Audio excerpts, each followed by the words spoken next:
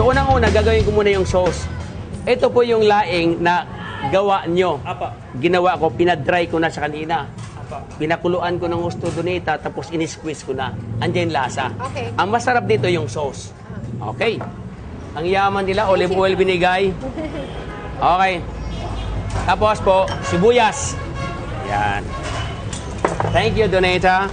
Alam mo si Donita, mahilig magluto din yan. Kasi chef po yan eh. Chef po yan. Okay, chef, ano bang next? So, sunod, itong sili. Okay. Sili. Oo. Ayan. Oo, di ba? Ang bango, no? Oo. Ngayon, ilagay natin yung ating binabad na Hibe. hibe. Kailan ibabad kasi matigas eh. Thank you, Donette. And then, ilagay natin yung bagoong. Ganun pa rin, laing pa rin siya style. Bango na. Di ba ang bango, no? Yan palang ulam na. Ulam na, di ba? Now may gata ka.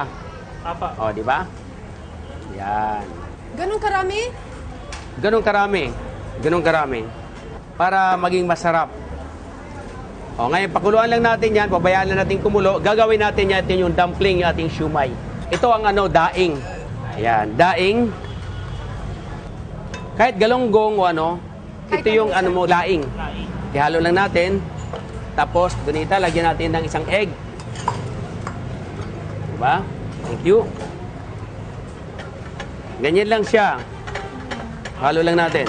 O, sige, ikaw maghalo. At habang naghahalo ka, haluin ko rin ito. Okay? Ngayon, Donita, I need your help. Yes, chef. Kindly beat this one with a fork. Bibit natin. Ako kasi chef, mas gusto ko yung pag tinuturuan ako yung gumagawa. Para lalong ma-memorize mo. Apo. Ayun, tama ka dyan. O ngayon, lalagyan ko lang ng kaunting gata. Yan. Sige lang. Go. Okay, Donita, are you ready? Yes, chef. Yes. O, one for you, one for me. Okay na, chef? So, ganyan natin. Palaman natin. Parang gumawa lang tayo ng siumay. Thank you, Donita. Yes, sure. Ganyan lang. Bite Ganyan natin. size. Pwede mo pa ganyan, pwede rin bilog. Kung gusto mo bilog, pwede rin. Tulad yan. Parang, Pwedeng bilog. Pwedeng pahaba, parang empanadita. apa. Pwede rin pabilog. Binibigyan kita ng options. Ito Sige. yung parang siomay. Parang siumay. Okay. Okay na, ito na. Ipa-fried ko na. Sige, tuloy nyo lang dalawa dyan. Okay. Ipa-fried na natin dito. Alright. Ayan. There you go. Fried na natin. Ganyan kasimple, no? May laing ka na mayroon kang dumpling or laing, siumay, siumay na laing. Di ba?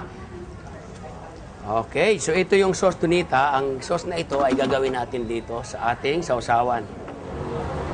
So every time na mag-serve ka dito ng iyong dumpling, mayroon kang sauce, nakahanda na rin. Wow, sarap! Oh, Kainin diba? ko yan! Diba? Tapos, just on top. Anak ko, mas masarap to. Lalo Mas na. masarap to. Look at that. Ni chef mo yan. Woo! Today up, would you mind to orange here with Yes, the tongue, chef. with the tongue? Yes. It's hot. It's pretty hot. Ang ganda, look at that. Very simple, pero laing. Bago to sa kanilang pandinig. Sige po, lagyan nyo po dyan. Ikaw ba, Sir Luis, nasubukan mo na ba ito? Hindi ko pa sir to nasubukan. First time. Apo.